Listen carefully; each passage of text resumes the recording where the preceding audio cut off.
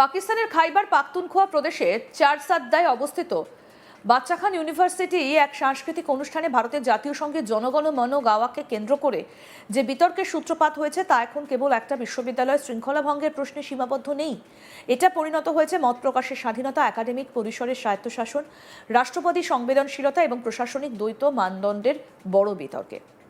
ঘটনার কেন্দ্রে 4 জন ফার্মেসি বিভাগের ছাত্র জিবরান রিয়াজ, সৈয়দ রিয়াজ আহমেদ, বাশির খান ও মুরাদ খান। অভিযোগ, 12 ফেব্রুয়ারি বিশ্ববিদ্যালয়ের যুব উৎসবে একটা সঙ্গীত পরিবেশনার সময় তারা ভারতের জাতীয় সঙ্গীত জনগণ মন গেয়েছিলেন। সেই ভিডিও ভাইরাল হবার পরে পরিস্থিতি দ্রুত পাল্টে যায়। কয়েকদিনের মধ্যেই তাদের বহিষ্কার করা হয়। এই ঘটনায় প্রশ্ন উঠছে, একটা সাংস্কৃতিক পরিবেশনা কি রাষ্ট্রবিরোধী কার্যকলাপ, নাকি এটা বিশ্ববিদ্যালয় ক্যাম্পাসে ক্রমশ সংকুচিত হয়ে আসা মত প্রকাশের পরিসরের আরেকটা উদাহরণ? 12 থেকে 15 ফেব্রুয়ারি পর্যন্ত চলা যুব উৎসব ছিল সাংস্কৃতিক এবং সহ শিক্ষা কার্যক্রমের অংশ।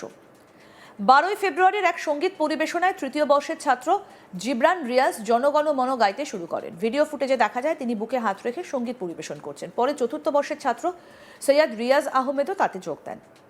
উৎসবের আবহে এটা ছিল একটা সঙ্গীতাংশ, দাবি করছেন সমর্থকরা। কিন্তু ভিডিওটা সহপাঠীদের মাধ্যমে সোশ্যাল মিডিয়ায় ছড়িয়ে পড়তেই বিষয়টা রাজনৈতিক মাত্রা পায়। স্থানীয় সূত্রে জানা যায়, কিছু কট্টরপন্থী গোষ্ঠী ক্যাম্পাসে এসে ছাত্রদের মুখোমুখি হন এবং ক্যামেরার সামনে পাকিস্তান সেনাবাহিনীর সমর্থনে স্লোগান দিতে চাপ সৃষ্টি করেন। এই ঘটনায় বিতর্ককে আরও তীব্র করে তোলে। পরিস্থিতি নিয়ন্ত্রণে আনতে বিশ্ববিদ্যালয় প্রশাসন 4 ছাত্রকে বহিষ্কারের সিদ্ধান্ত নেয়। অভিযোগ তোলা হয়, তারা ক্যাম্পাস এবং হস্টেলের নিয়ম ভঙ্গ করেছেন এবং দেশের বিরুদ্ধে স্লোগান দিয়েছেন। পরে প্রশাসনের বিবৃতিতে বলা হয়, ভারতের জাতীয় সঙ্গীত এমনভাবে পরিবেশিত হয়েছে যা জাতীয় ঐক্যের ক্ষতি করতে পারে। এবার প্রশ্ন হলো, একটা বিদেশি জাতীয় সঙ্গীত গাওয়া কি স্বয়ংক্রিয়ভাবে জাতীয় ঐক্যের পরিপন্থী, নাকি প্রসঙ্গ, উদ্দেশ্য এবং প্রেক্ষাপট বিবেচ্য হওয়া উচিত ছিল? বিশ্ববিদ্যালয় ঐতিহ্যগতভাবে মতের বিনিময় এবং সাংস্কৃতিক বহুত্বের ক্ষেত্র। আন্তর্জাতিক রাজনীতি, সাহিত্য, সঙ্গীত সবই সেখানে আলোচনার বিষয় হতে পারে। একটা বিদেশি সঙ্গীত পরিবেশন কি সাংস্কৃতিক কৌতূহল নাকি রাজনৈতিক অবস্থান? অনেকেই বলছেন ছাত্ররা হয়তো সঙ্গীতের প্রতি আগ্রহ থেকেই এইটা গেয়েছেন। ভিডিওতে তাদের আচরণে কোনো রাজনৈতিক স্লোগান বা প্ররোচনার প্রমাণ মেলেনি, এমন দাবিও উঠছে। তবে সমালোচকদের যুক্তি, ভারত পাকিস্তান সম্পর্কের সংবেদনশীল প্রেক্ষাপটে ভারতের জাতীয় সঙ্গীত গাওয়া অবিবেচক পদক্ষেপ। এই ঘটনার আরও একটা মাত্রা রয়েছে। চারসাদ্দা শহরে মাত্র কয়েকদিন আগে একটা সমাবেশে ভারত বিরোধী কট্টর বক্তব্য এবং পতাকা প্রদর্শনের অভিযোগ উঠেছিল। সেই অনুষ্ঠান নিরাপত্তা পেয়েছিল বলে স্থানীয় সূত্রের দাবি। এখানেই প্রশ্ন, কট্টর ভারত বিরোধী বক্তব্যের শিথিলতা, কিন্তু একটা সাংস্কৃতিক অনুষ্ঠানে ভারতীয় সঙ্গীত পরিবেশনায় কঠোর শাস্তি, এই বৈপরীত্য কি প্রশাসনিক দ্বৈত মানদণ্ডের ইঙ্গিত? বিশ্লেষকদের মতে, শাসন ব্যবস্থায় নীতি প্রয়োগ যদি নির্বাচিতভাবে হয়, তবে তা দীর্ঘমেয়াদে আইনের প্রতি আস্থা কমিয়ে দেয়। ঘটনার পর সামাজিক মাধ্যমে তীব্র বিতর্ক শুরু হয়েছে। একাংশ বলছেন বিশ্ববিদ্যালয় সঠিক পদক্ষেপ নিয়েছে, কারণ জাতীয় সংবেদনশীলতা উপেক্ষা করা যায় না। অন্য অংশের মতে এটা অতিরিক্ত প্রতিক্রিয়া। 4 ছাত্রের শিক্ষাজীবন ঝুঁকিতে ফেলে দেওয়া কি প্রয়োজন ছিল? সতর্কবার্তা বা সাময়িক বরখাস্তের মতো বিকল্প কি বিবেচিত হয়েছিল? যে ভিডিওতে ছাত্রদের পাকিস্তান সেনাবাহিনীর সমর্থনে স্লোগান দিতে দেখা যায়, তা পরিস্থিতির জটিলতা বাড়ায়। যদি সত্যি চাপ সৃষ্টি হয়ে থাকে, তবে তা বিশ্ববিদ্যালয়ের স্বাভাবিক পরিবেশের পক্ষে উদ্বেগজনক। একাডেমিক পরিসরে মত প্রকাশের স্বাধীনতা মানে এই নয় যে সব বক্তব্য সমর্থিত হবে, কিন্তু ভয় বা চাপের মধ্যে মত বদলাতে বাধ্য করা গণতান্ত্রিক সংস্কৃতির সঙ্গে সঙ্গতিপূর্ণ নয়। প্রশাসনের যুক্তি, জাতীয় ঐক্যের প্রশ্ন। বিশ্ববিদ্যালয় প্রশাসন বলছে তাদের পদক্ষেপ জাতীয় ঐক্য রক্ষার স্বার্থে। পাকিস্তানের রাজনৈতিক ইতিহাসে জাতীয় নিরাপত্তা এবং ঐক্যের প্রশ্ন অত্যন্ত সংবেদনশীল। তবে সমালোচকরা বলছেন, জাতীয় ঐক্য রক্ষার মানদণ্ড স্পষ্ট হওয়া দরকার। যদি একটা সাংস্কৃতিক পরিবেশনা এতটাই বিপজ্জনক হয়, তবে একই শহরে উগ্র বক্তব্যের ক্ষেত্রে সমান কঠোরতা থাকা উচিত। খাইবার পাখতুনখোয়ার প্রশাসনিক পরিবেশ নিয়েও প্রশ্ন উঠছে। প্রাদেশিক নেতৃত্বের ভূমিকা নিয়ে সমালোচনা শোনা যাচ্ছে। আইন শৃঙ্খলা বজায় রাখতে কি বেছে বেছে কঠোরতা দেখানো হচ্ছে? যদি মিলিট্যান্ট ঘনিষ্ঠ সমাবেশে শিথিলতা থাকে এবং ছাত্রদের ক্ষেত্রে কঠোরতা, তবে তা প্রশাসনিক বিশ্বাসযোগ্যতার সংকট ডেকে আনতে পারে। যদিও পরে এই ঘটনার জন্য ক্ষমা চেয়েছে ওই পাক ছাত্র। সোশ্যাল মিডিয়ায় একটা ভিডিও পোস্ট করে ওই ছাত্র বলছেন, তিনি উৎসবের আবহে ভারতের জাতীয় সঙ্গীত গেয়েছেন। এটা ভুল করেছেন। ভারত আমাদের শত্রু দেশ, চিরকাল শত্রুই থাকবে। কি বলেছেন পাক ছাত্র, শুনব। जैसा कि आप लोगों को पता है कि 11 और 12 फरवरी को बादशाह खान यूनिवर्सिटी में एक यूथ फेस्टिवल का प्रोग्राम हुआ था।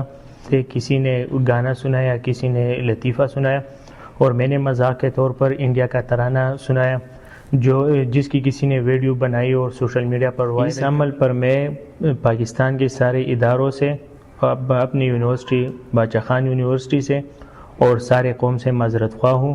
इंडिया हमारा दुश्मन मुल्क था, दुश्मन मुल्क है और दुश्मन मुल्क रहेगा। जैसा कि आप लोगों को पता है कि 11 और 12 फरवरी को बादशाह खान यूनिवर्सिटी में एक यूथ फेस्टिवल का प्रोग्राम हुआ था।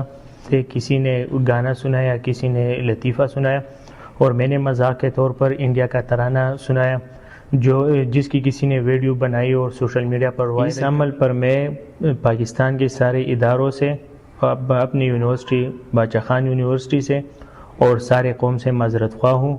इंडिया हमारा दुश्मन मुल्क था, दुश्मन मुल्क है और दुश्मन मुल्क रहेगा। 4 ছাত্রের বহিষ্কার তাদের একাডেমিক ভবিষ্যৎকে অনিশ্চিত করে তুলেছে। অন্য বিশ্ববিদ্যালয়ে ভর্তি, ক্যারিয়ার, সামাজিক পরিচয় সবকিছুই প্রভাবিত হতে পারে। বিশেষজ্ঞদের মতে শিক্ষা প্রতিষ্ঠানে শাস্তির উদ্দেশ্য হওয়া উচিত সংশোধন, সম্পূর্ণ বর্জন নয়। এই প্রশ্ন উঠছে, ছাত্রদের বিরুদ্ধে অভিযোগ প্রমাণের স্বচ্ছ প্রক্রিয়া অনুসরণ করা হয়েছে কি? তাদের আত্মপক্ষ সমর্থনের সুযোগ দেওয়া হয়েছে কি?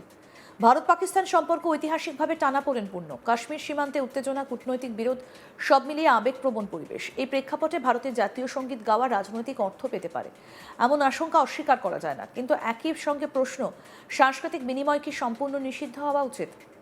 বিশ্বের নানা বিশ্ববিদ্যালয়ে বিদেশি জাতীয় সঙ্গীত, সাহিত্য, সঙ্গীত নিয়ে আলোচনা এবং পরিবেশনা হয়। তা প্রায়শই একাডেমিক কৌতূহল বা সাংস্কৃতিক বৈচিত্র্যের অংশ হিসেবে দেখা হয়। তবে প্রতিটা দেশের রাজনৈতিক বাস্তবতা আলাদা। পাকিস্তানের জাতীয় নিরাপত্তা সংক্রান্ত সংবেদনশীলতা অনেক বেশি, মত বিশ্লেষকদের। খাইবার পাখতুনখোয়ার এই ঘটনা দেখিয়ে দিল সাংস্কৃতিক কর্মকাণ্ডও কখনো কখনো রাজনৈতিক বিতর্কের কেন্দ্রে চলে আসতে পারে। 4 ছাত্রের বহিষ্কার কি জাতীয় ঐক্য রক্ষার প্রয়োজনীয় পদক্ষেপ, নাকি মত প্রকাশের স্বাধীনতার ওপর অতিরিক্ত কঠোরতা? এই প্রশ্নের উত্তর সময় দেবে।